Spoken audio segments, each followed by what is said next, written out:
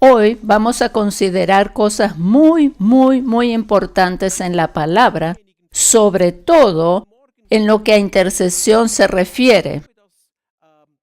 Y lo que vamos a ver hoy, o lo que voy a compartir con vosotros en los próximos minutos, nos va a ayudar a comprender lo que es la intercesión.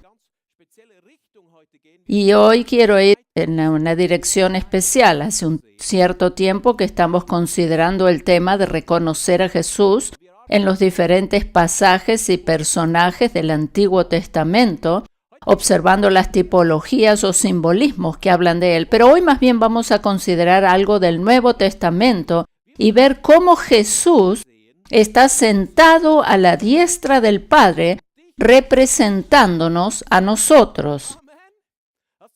¿Sabías que tú y yo tenemos un representante legal en el cielo? Este es Jesucristo, nuestro Salvador. Él nos representa constantemente delante del Padre, delante del Dios Todopoderoso.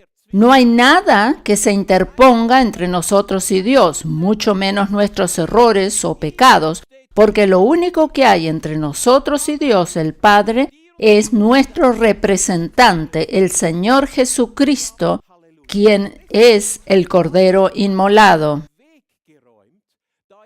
Por eso, no hay nada que se interponga entre Dios y nosotros, sino que lo único que hay está entre medio, digamos, es Jesucristo, nuestro representante legal. No hay nada malo entre Dios y nosotros. La Biblia nos dice que Él hace intercesión por nosotros todo el tiempo. Dicho en otras palabras, Jesús está representándonos constantemente a la diestra del Padre. Él te representa a ti y a mí. Y para comenzar, vamos a considerar el versículo 34 de Romanos capítulo 8. Y allí vamos a leer lo siguiente. ¿Quién es el que condenará? Cristo es el que murió. Más aún, el que también resucitó. La resurrección de Cristo es el mensaje central del Evangelio. O sea, todos los creyentes creen que Jesús murió y resucitó.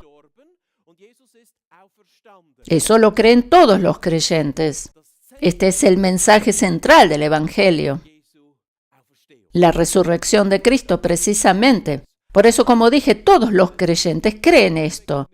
Pero esto significa al mismo tiempo, porque Él murió y resucitó, significa que para nosotros no hay ninguna condenación. O sea que justamente entre Dios y nosotros, a causa de la muerte y resurrección de Cristo, no hay pecado que se interponga. Para esto murió Cristo, ¿verdad? Murió por nuestros pecados y resucitó para justificarnos delante del Padre. Esto es justamente lo que nos dice este versículo. O sea, la muerte y la resurrección de Cristo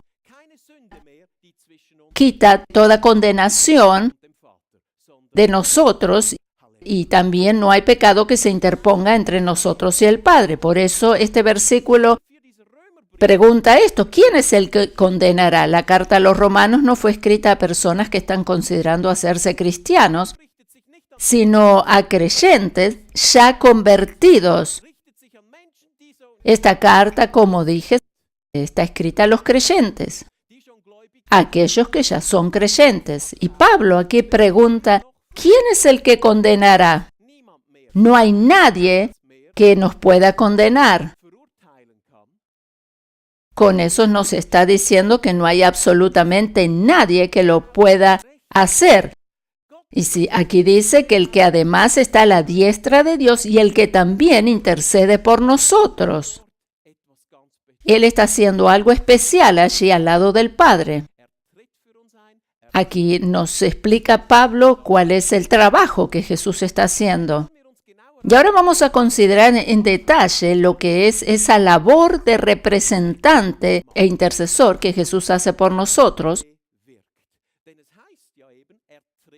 Él intercede por nosotros, leímos. Y esto lo vamos a ver en relación a lo que sucede cuando nosotros oramos en su nombre. Vamos a ver qué es lo que significa esta representación que Jesús hace cuando nosotros oramos. Antes, deseo mostrarte algo muy importante en el Evangelio de Lucas, capítulo 18, donde está relatada la historia del ciego de Jericó y cómo Jesús nos hace la misma pregunta a nosotros hoy. Y esto lo leemos en Lucas 18, como dije, donde está la historia del ciego de Jericó, y allí vamos a leer desde el versículo 35. Aconteció que acercándose Jesús a Jericó, un ciego estaba sentado junto al camino mendigando, dado a que este hombre ciego no sabe hacer otra cosa que mendigar. Esto es lo único que él puede hacer, mendigar. La Biblia dice que este hombre es ciego. Mira esto.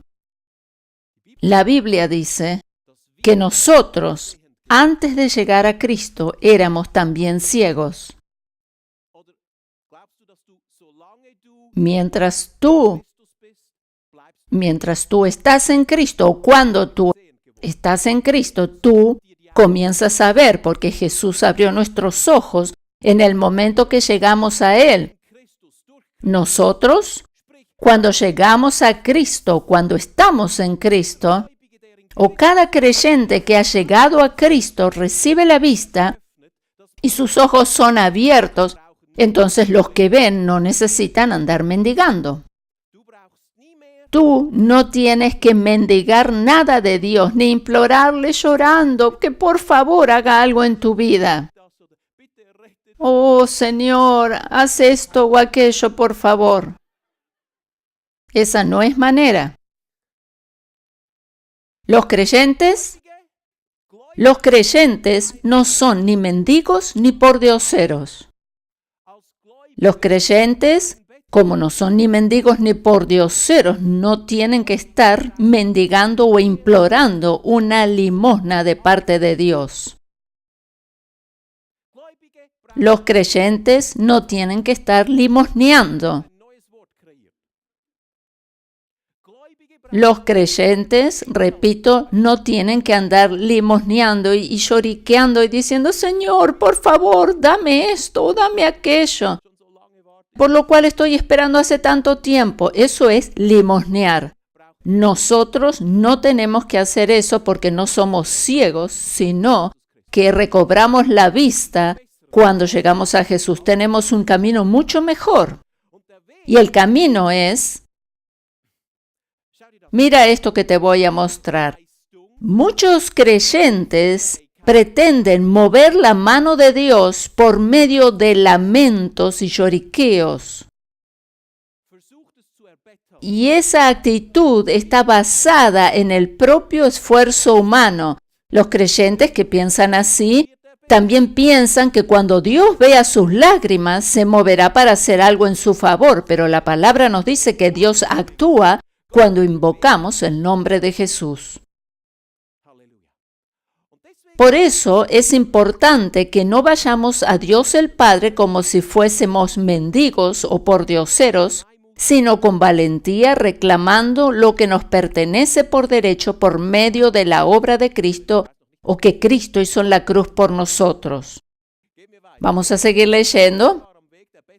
Habíamos leído que el ciego estaba sentado junto al camino mendigando y al oír la multitud que pasaba, preguntó qué era aquello. Él no ve a Jesús. Él pregunta. Le dijeron que pasaba Jesús Nazareno. Entonces dio voces diciendo, Jesús, Jesús, Hijo de David, ten misericordia de mí. Está allí implorando o mendigando. Está en ese modo de mendigar o ser como pordiosero que era de limosnear. Y entonces los que iban delante le reprendían para que callase, pero él clamaba mucho más. Hijo de David, ten misericordia de mí. No podemos echarle en cara al ciego su modo de mendigar, pues él no conoce otra manera de llamar la atención de los que pasan. Pero él está acostumbrado a mendigar de esta manera. En el versículo 40 leemos: Jesús entonces, deteniéndose, mandó traerle a su presencia. Y cuando llegó, le preguntó. En el versículo 41, aquí le pregunta a Jesús, le dice: ¿qué quieres que te haga? ¿Qué quieres que te haga? Esto es maravilloso, lo que Jesús le pregunta. Jesús le pregunta: ¿qué quieres que te haga? ¿Qué es lo que puedo hacer por ti? Estas son las palabras de Jesús. ¿Sabes una cosa? Jesús nos hace la misma pregunta a nosotros hoy en día. Jesús nos pregunta hoy, aquí y ahora, ¿qué quieres que te haga? Jesús nos pregunta o nos hace esta pregunta cada día. ¿Qué es lo que puedo hacer por ti? Si comprendiéramos esto, veríamos la gran bondad y la misericordia de Dios hacia nosotros.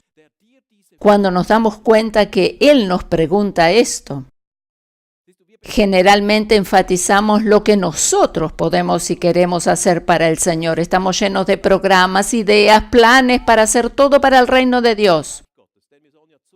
¿Está bien? Esto si es que siempre ponemos la prioridad en el reino de Dios y su justicia, pero el Señor nos pregunta, ¿qué es lo que puedo hacer por ti? Esta es la primera pregunta que Él nos hace.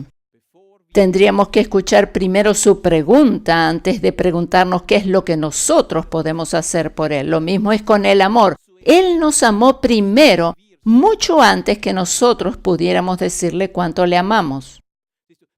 En Gálatas capítulo 5, versículo 6 nos habla de la fe que obra por el amor.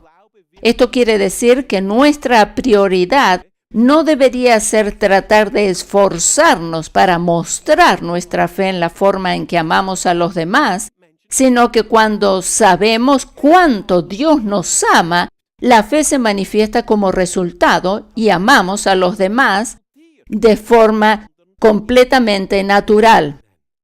Aleluya. Porque nosotros amamos porque Él nos amó primero. Por eso esto es nuevo para muchos. Quizás muchos han leído este pasaje, pero no se dan cuenta que el Señor les pregunta o les hace esta pregunta. Lo mismo es con el amor. Muchos no se dan cuenta que el Señor los amó primero y que Él nos ha favorecido altamente y nos bendice abundantemente. Esta es nuestra posición en Cristo. Tú, como creyente, como hijo de Dios, eres profundamente amado por Dios, altamente favorecido y abundantemente bendecido. Solo una persona que sabe que es profundamente amada, altamente favorecida y abundantemente bendecida puede reconocer esta pregunta. El creador del universo, en la persona de Jesús, aquel que hizo los planetas, el que hizo todo lo que vemos, las estrellas, el sol, la luna, Él te pregunta, porque Jesús también estaba en la creación del universo, Él te pregunta, ¿qué quieres que te haga o qué puedo hacer por ti? ¿Sabes qué es lo que yo veo en esta pregunta? ¿Sabes lo que yo veo en esta pregunta? Esto me muestra, es como si Él nos dijese, ¿qué es lo que mi fe puede hacer por ti? Porque habíamos hablado en algún mensaje anterior que la fe es en realidad la fe de Jesús. Nosotros ponemos nuestra fe en la fe de Jesús. Y es como que Jesús nos pregunta, ¿qué es lo que puede hacer mi fe por ti? El mendigo de nuestra historia no tiene nada de fe. Él no tiene nada de fe porque el que mendiga no tiene fe o no demuestra fe. Él no cree. Él está mendigando. Por eso mendigar no es creer con fe. Veremos aquí, por lo que Jesús le responde, que este hombre no tenía fe. Él está allí y mendiga. Él no es que está diciendo yo tengo fe y por eso voy a recibir. Él no sabe, él está mendigando, por eso no está seguro de que va a recibir. Pero Jesús le pregunta qué es lo que puedo hacer por ti. Y aquí es cuando llega la fe. Aquí es cuando llega la fe. Dice que yo pueda ver o que reciba la vista, pero primero él no tenía fe. Esta pequeña semilla de fe que él pone en Jesús, quizá él está temblando de expectativa sin saber seguro si va a recibir algo, pero comienza a tener un pequeño destello de esperanza. Es como que él dice, bueno, ya que me das esa oportunidad, es como que quiero recibir la vista. Este es ese 1% de fe que él tiene. Pero esto, ¿de dónde surge esta fe? Por la oferta o la pregunta que le hace Jesús. Jesús nos hace la misma pregunta a nosotros hoy. ¿Qué quieres que te haga? Esto es bueno, ¿verdad? Esto es algo bueno. Recuérdalo en cada momento. Él te pregunta, ¿qué quieres que te haga? ¿O qué puedo hacer por ti? Por eso la Biblia nos dice que no tenemos porque no pedimos. En otras palabras, podríamos decir que no recibimos porque no aceptamos la oferta que Dios nos hace. Hay una gran diferencia entre pedir y mendigar. Y esto lo voy a explicar de inmediato, pero vamos a leer el versículo 42, cuando Jesús le responde, recíbela, y mira lo que dice Jesús. Realmente él tiene humor porque dice, tu fe te ha salvado. Nosotros no vimos mucha fe en este hombre. Pero es como que Jesús aquí, al preguntarle qué quieres que te haga, infunde su propia fe en este hombre y él se atreve a creer que el milagro va a suceder. Porque Jesús le pregunta, y se da cuenta que él no tiene fe. Pero él desea recibir la vista. Jesús le atribuye el milagro a la fe de él. Pero en realidad fue la fe de Jesús que hizo posible esto. Jesús siempre nos otorga a nosotros los laureles por lo que Él mismo hace en nuestras vidas. Otro ejemplo de esto lo encontramos luego de la resurrección, cuando Jesús se les aparece a algunos de sus discípulos y viendo que ellos no habían pescado nada en toda la noche, les dice que echen las redes a la derecha de la barca y sacan llenas de peces. Y les dice, traed los peces que habéis o que acabáis de pescar. Es como que les otorga los laureles a ellos por algo que Él mismo les proporciona. Nosotros aprendemos a caminar en su fe. Jesús le dijo a este ciego, ¿qué quieres que te haga? Y Él nos hace la misma pregunta a nosotros hoy. Recuerda esto cada vez que te encuentres frente a enormes desafíos o a grandes problemas en cualquier área o circunstancia de tu vida, ya sea en la escuela, en la universidad, en tu trabajo, en la oficina, en tu hogar. Y tú te encuentras frente a desafíos, tú piensas en esta pregunta que Jesús te hace. ¿Qué quieres que te haga? Habíamos dicho que Jesús nos representa delante del Padre. Y para saber cuál es la causa por la que Él tiene que abogar a nuestro favor, nos hace la pregunta, ¿qué quieres que te haga? Sería absurdo que un abogado o un representante, el que nos representa en determinada causa, no supiera concretamente lo que nosotros deseamos para abogar a nuestro favor. Imagínate que yo llego aquí al hermano y le digo, yo soy Erich Engler y yo te represento. ¿Qué es lo que estoy representando? La verdad que si no me diste un motivo, no sé qué representar o qué es lo que tengo que hacer en tu nombre. ¿Te das cuenta lo que quiero decir? un abogado siempre representa o actúa en favor de alguien que lo comisiona para tal fin. De la misma manera, Jesús desea saber nuestra petición para poder abogar delante del Padre. Pero si nosotros no hacemos uso de ese derecho, no vamos a recibir los beneficios. La Biblia tiene razón cuando dice que no recibimos porque no pedimos. Si nuestro abogado Jesucristo no tiene una petición o causa concreta de nuestra parte, no nos puede representar en esto. Así que ahora debemos saber cómo funciona esto, ¿verdad? La mayoría de nosotros conocemos los famosos versículos donde Jesús habla que todo lo que pidiéramos al Padre en su nombre, Él nos lo daría. Primero vamos a ver el pasaje que se encuentra en Juan 14, 13, o los versículos 13 y 14 son muy conocidos. Y allí leemos, y todo lo que pidierais al Padre en mi nombre, lo haré para que el Padre sea glorificado en el Hijo. Si algo pidieres en mi nombre, yo lo haré. La iglesia en general debería volver a la esencia de estas palabras. En los tiempos pasados se predicaba mucho más sobre esto que en la actualidad. Hay muchos libros cristianos que han sido escritos hace muchos años donde se predicaba o se enseñaba sobre esto, se hablaba sobre esto. Mucho más que en la actualidad. Jesús promete, si pidieras algo en mi nombre, yo lo voy a hacer. Lamentablemente, hoy en día, en las iglesias, la palabra de Dios es reemplazada muchas veces por cantidad de otras cosas y programas que no tienen consistencia. Y cuando se predica de la palabra, se habla sin fe o desde una perspectiva netamente humana y trivial. Debemos volver a los capítulos esenciales de la palabra e interpretarlos tal y cual como Dios los diseñó para nosotros y no interpretar la palabra de una manera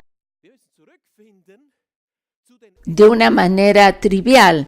Debemos volver a esos capítulos esenciales de la palabra y los capítulos 14 al 16 del libro de Juan son esenciales en toda la Biblia porque allí es cuando Jesús habla a sus discípulos las últimas palabras antes de la cruz. Imagínate que yo la semana que viene que vuelo hacia Singapur y fuera el último día hoy que predico. No es que me voy a quedar allí, yo voy a volver, pero imagínate que si hoy fuera mi último día en esta iglesia, ¿no predicaría algo especial? ¿No diría unas palabras de suma importancia? Trataría de decir lo que hay en lo más profundo de mi corazón y compartir con vosotros lo más importante, porque serían mis últimas palabras.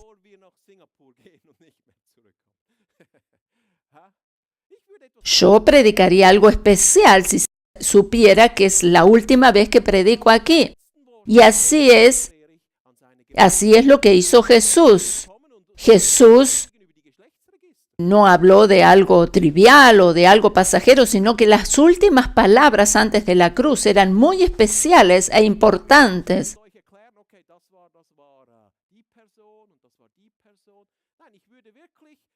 Si yo predicara aquí por última vez y supiera que es la última vez, diría lo más importante. Y Jesús en sus últimas horas, antes de la cruz, antes de ser crucificado, antes de partir de este mundo, Él les dijo a sus discípulos, aparte que pasó tiempo con ellos y tomó la Santa Cena o participó de la Santa Cena, Él les dijo palabras muy especiales e importantes y les enseñó sobre temas muy importantes como lo son el amor ágape o divino, la oración y el Espíritu Santo. Y la oración, por supuesto. Jesús sabe que después de su resurrección los discípulos se iban a quedar solos e iban a necesitar la ayuda del Espíritu Santo como consejero e intercesor. Y por eso les enseña de estos temas, el amor ágape, la oración y el Espíritu Santo. O sea, estas palabras o estos temas son muy importantes. Y debemos comprender estos pasajes, debemos saber que estos pasajes hablan, y aquí está mencionado lo que Él mismo dijo. Él nos dice que si pedimos algo en su nombre, Él nos lo va a dar o hacer. Todo lo que pidiereis al Padre en mi nombre, esto lo haré. Si Él no lo fuera a hacer, Él no nos preguntaría, ¿qué quieres que te haga? Si Él no iba a hacer nada por ese ciego, no le hubiese hecho la pregunta, ¿qué quieres que te haga? El segundo pasaje, que lo encontramos también en el Evangelio de Juan, capítulo 16, versículos 23 y 24, nos dice, en aquel día no me preguntaréis nada, de cierto os digo que todo cuanto pidiereis al Padre en mi nombre, os lo dará. Todo cuanto pidiereis al Padre en mi nombre, os lo dará. Él os dará todo lo que pidiereis en mi nombre. Hasta ahora nada habéis pedido en mi nombre, porque Él estaba con ellos. Jesús todavía estaba con ellos, por eso no habían pedido nada. Pero ahora Jesús en unas horas no va a estar más con ellos físicamente. Y para que Él pudiera estar de alguna manera igual con ellos, entonces les dice, les ofrece, digamos, esta oportunidad que cuando Él no esté, lo pidan en nombre de Jesús. Mientras Jesús estaba con ellos, tenían todo. Jesús sabe que en pocas horas Él va a morir en la cruz y sabe que no va a estar más con ellos en forma corporal. Por eso les dice estas palabras para que en su nombre puedan pedir las cosas que necesitan. Es como si Él igualmente siguiera estando presente. ¿Y te parece que estas palabras se las dijo solo a los discípulos o a los apóstoles? ¿Y que no existen más o no son válidas para nosotros? No. Eso es lo que lamentablemente muchos piensan, que todas las maravillosas promesas del Señor dejaron de tener vigencia con la desaparición física del último de los apóstoles, lo mismo que la llenura del Espíritu Santo o los milagros de sanidad. No, esto no deja de ser válido para nosotros porque el Espíritu Santo sigue vivo y activo en la iglesia hoy. Por medio de este versículo, Jesús nos enseña que a través de la oración podemos recibir de su mano las mismas cosas como si Él estuviera presente, debido a la intervención del Espíritu Santo, quien es nuestro ayudador. Él dijo que cuando partiera de esta tierra iba a enviar al Consolador. Y así lo hizo. Él dijo, yo no os dejaré huérfanos. Aleluya. Volvamos a meditar entonces en estos versículos. En aquel día no me preguntaréis nada. De cierto os digo que todo cuanto pidiereis al Padre en mi nombre os lo dará. Hasta ahora nada habéis pedido en mi nombre. Pedid, no mendigar, no mendigad, dice pedid, solicitad y recibiréis, para que vuestro gozo sea cumplido. Aquí Él nos explica que Dios desea que tengamos gozo. De acuerdo a lo que nos dice Pablo en Romanos 14, versículo 17, el reino de Dios es justicia, paz y gozo en el Espíritu Santo. Esto es el reino de Dios, justicia, paz y gozo en el Espíritu Santo. Dios desea que tengamos gozo y paz. Y por eso está interesado en concedernos lo que solicitamos. Por eso Él nos da, nos otorga lo que solicitamos o está interesado en concedernos esto. Y que tengamos gozo, para que tengamos gozo y paz. La mezcla de la ley con la gracia y la religión nos roban el gozo, pero Jesús nos asegura que nos va a otorgar lo que solicitemos para que tengamos gozo. Dios no es el que nos roba el gozo, sino que la religión nos roba el gozo. La mezcla de la ley con la gracia, las medias verdades, son las que nos roban el gozo. La mezcla de la ley con la gracia nos roba el gozo. Esto es lo que nos roba el gozo. Pero Jesús aquí desea que nosotros recibamos lo que solicitemos. ¿Te has dado cuenta que en estos dos últimos pasajes del Evangelio de Juan, los capítulos 14 y 16, los cuales son muy similares, hay algo que es clave para nosotros? ¿Cuál es la llave aquí? ¿Cómo accedemos a las promesas de Dios? Usando el nombre de Jesús. Esto es lo que acabamos de leer en estos pasajes y son las palabras del mismo Jesús. Él dijo, todo lo que pidieres al Padre en mi nombre. No es tu nombre el que hace que Dios mueva su mano. No es un nombre famoso, sino el nombre de Jesús. Esta es la llave para acceder a las promesas de Dios. Deseo compartir un pequeño párrafo del libro de E. W. Kenyon, un autor bastante conocido, por lo menos en inglés, cuyo título en inglés es El maravilloso nombre de Jesús, nuestros derechos y privilegios por la oración. Y él aquí relata lo siguiente. Él relata, mientras yo estaba predicando acerca de utilizar el nombre de Jesús para recibir lo que solicitamos en una reunión en la ciudad de Tennessee, en Estados Unidos, mientras yo predicaba acerca de utilizar el nombre de Jesús, un abogado interrumpió mi alocución con la siguiente pregunta. Y si un abogado interrumpe una alocución, creo que hay que darle lugar. Este abogado me dijo, ¿quiere decir usted que Jesús nos dio realmente la autorización y el derecho legal de utilizar su nombre? Y el pastor o el que estaba predicando, el doctor Kenyon, le dijo, hermano, tú como abogado deberías saber mucho mejor que yo sobre la autoridad de los derechos legales que le otorga a una persona para que actúe en su nombre.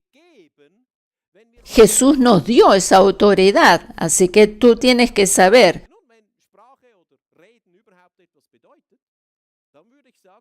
El abogado le dijo, sí, realmente, Él nos dio esa autoridad.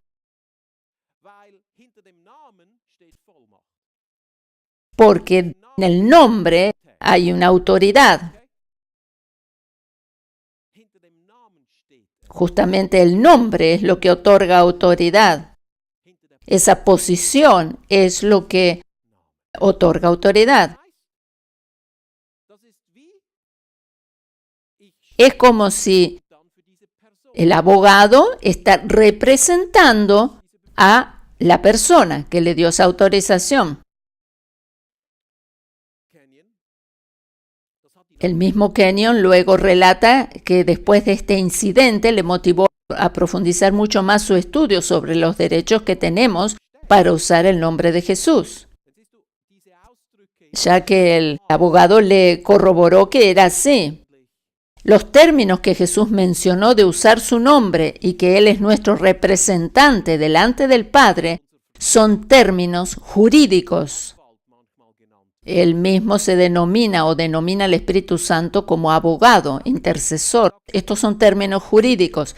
Kenyon sigue relatando, luego de haber intensificado mi estudio sobre los pasajes donde Jesús menciona que nos habría de conceder todo aquello que pidiéramos al Padre en su nombre, Juan 14 y 16, llegué a la conclusión que Él le concede a esta oración una base legal dado a que nos otorgó el derecho de actuar en su nombre. Esta forma de orar es como que le otorga a la oración, como acabo de decir, una base legal porque Jesús nos otorgó el derecho legal de actuar en su nombre. Cuando nosotros oramos, lo hacemos en el nombre de Jesús. Si nosotros hacemos uso de los privilegios, dice Kenyon, de los privilegios y derechos que nos concede el nuevo pacto de usar el nombre de Jesús para solicitarle algo al Padre, lo solicitado ya no es un asunto nuestro, sino que pasa de nuestras manos a las manos de Jesús. Él nos representa, habíamos dicho. La oración pasa de nuestras manos a las manos de Jesús y Él mismo se encarga del caso tomando la responsabilidad como nuestro representante legal y el Padre le oye. Cuando nosotros oramos en el nombre de Jesús es como si lo hiciera Él mismo. Kenyon dice aquí, en otras palabras, como el Padre siempre oye a Jesús, es como si nosotros, cuando oramos en el nombre de Jesús, es como si Jesús mismo estuviese orando. Es como si Jesús mismo estuviese orando. Cuando nosotros oramos en el nombre de Jesús, es como si Jesús orara delante del Padre. Y Él toma nuestro lugar delante del Padre, o sea, nos representa. Jesús toma nuestro lugar delante del Padre, dice Kenyon, y luego añade, y nosotros tomamos su lugar aquí en la tierra para hacer su voluntad. Y Jesús toma nuestro lugar delante del Padre.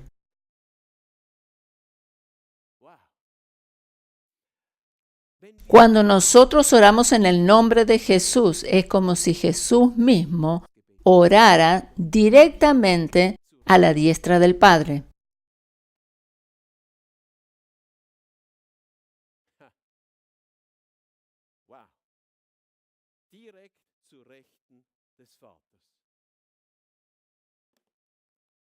¿Sabes una cosa? Jesús mismo nos da un ejemplo maravilloso de esto. En el libro de Juan, capítulo 11, y nos muestra cómo es que funciona esto que acabo de explicar. En el capítulo 11 del libro de Juan, leemos allí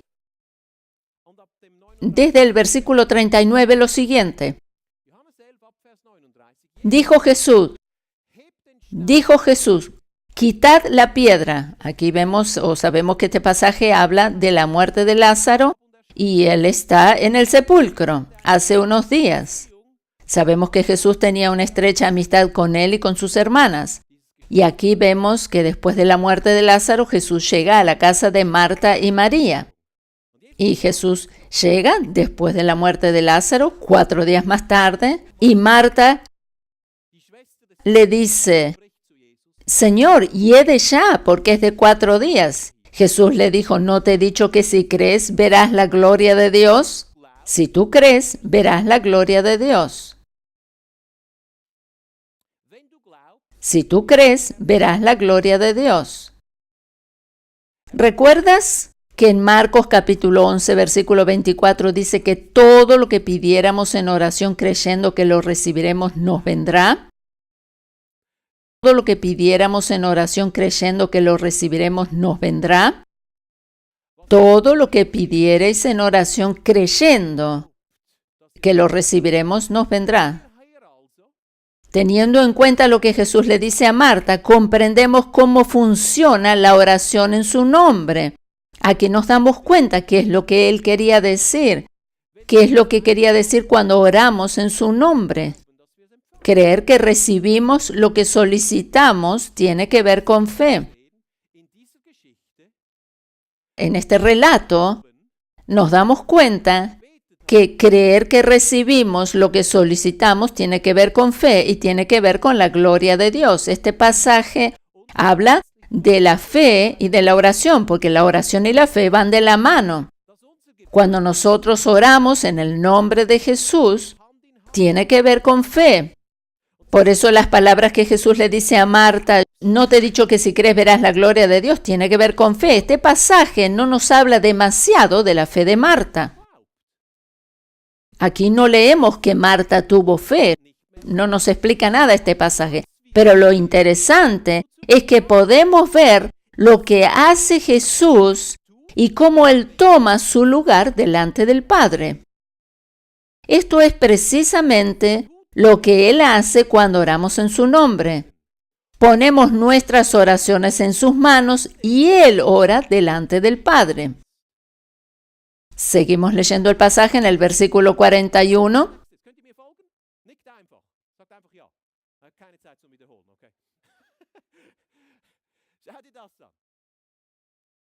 No te he dicho, habíamos leído antes, que si crees verás la gloria de Dios. En el versículo 41, entonces quitaron la piedra de donde había sido puesto el muerto.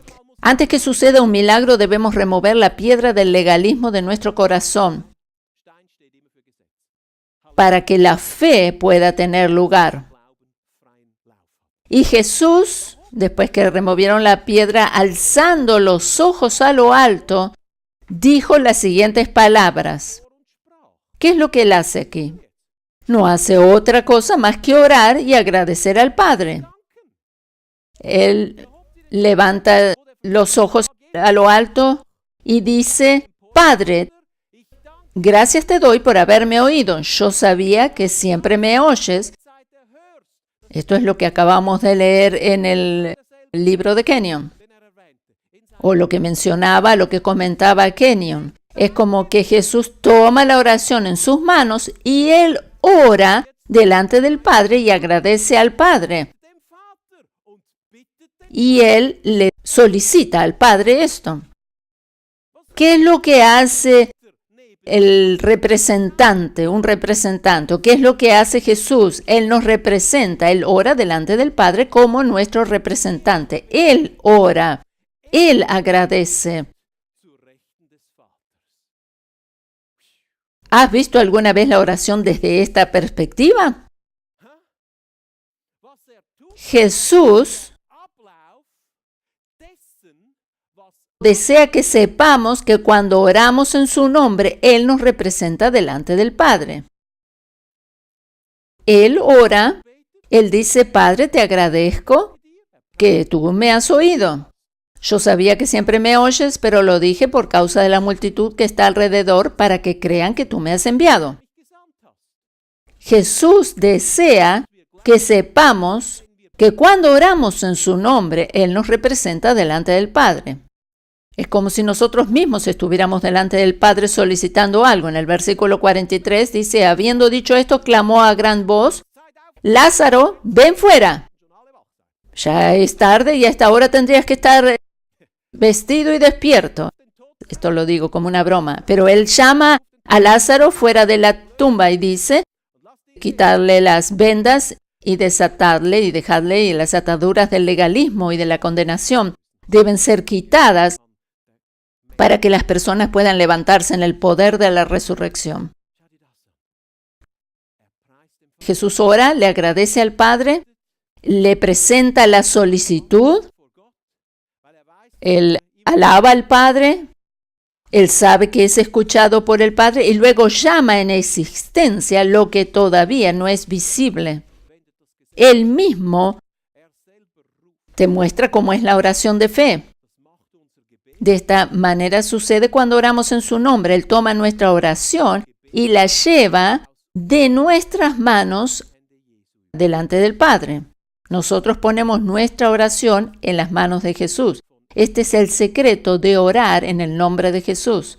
¿Puedes comprender ahora por qué es que nos dice que todo lo que pidiéramos al Padre en su nombre lo habría de hacer? Porque Él mismo es el que lo solicita. Y si Él lo solicita, le es otorgado.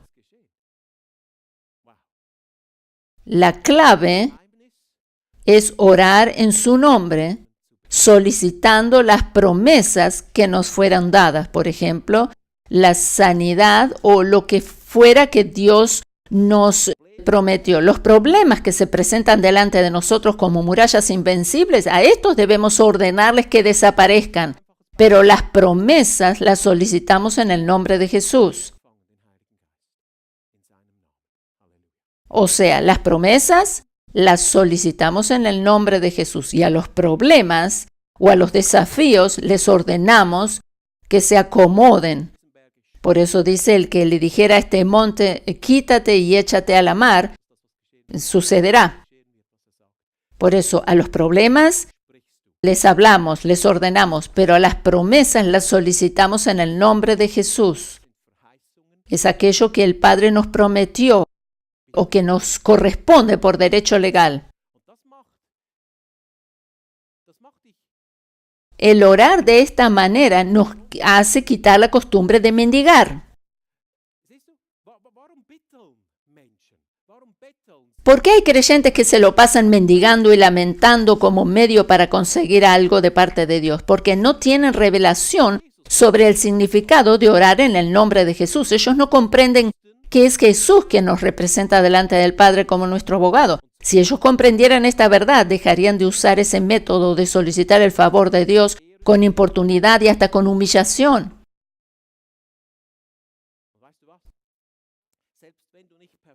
O sea, y aún a pesar de que no oremos correctamente o que no digamos las palabras más apropiadas cuando le solicitamos algo a Dios,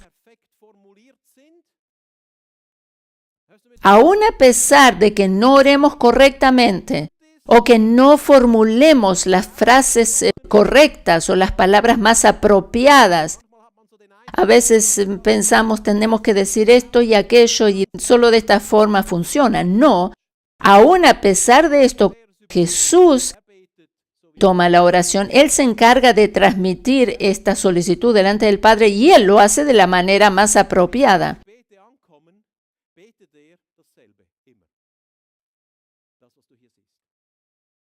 Muchos piensan que deben orar con un determinado método o con ciertas palabras, proclamando ciertas palabras, pero Jesús sabe que el Padre siempre le oye y por eso Él presenta esta solicitud delante del Padre de la manera más apropiada. Él presenta esta solicitud, nuestra solicitud delante del Padre y por eso el Padre nos otorga esto porque lo pedimos en el nombre de Jesús. Porque si el recibir lo que pedimos dependiera de nuestra forma de orar o de lo correcto o no que lo hagamos, no sucedería. La próxima vez que tú ores pidiendo alguna promesa que Dios te da en su palabra, tienes que ser consciente que Dios oye tu oración porque es Jesús quien lo está solicitando y puedes tener la confianza y la seguridad que lo vas a recibir. Esta revelación catapultará tu vida de oración a niveles mucho más altos, porque tú vas a comprender que Él es quien te representa delante del Padre. O sea, tu vida de oración crecerá porque tú sabes, Él es quien te representa delante del Padre y esta es la forma que tengo que orar. Oro en el nombre de Jesús y Él lleva mi solicitud delante del Padre. Para concluir, deseo repetir una frase del libro anteriormente mencionado, pues no conozco a nadie que lo formule tan preciso como el hermano Kenyon cuando nos dice, cuando oramos en el nombre de Jesús, nuestra solicitud pasa a las manos de Él y es como si Él mismo estuviera orando por nosotros, además de ocupar nuestro lugar delante del Padre como nuestro representante. Amén.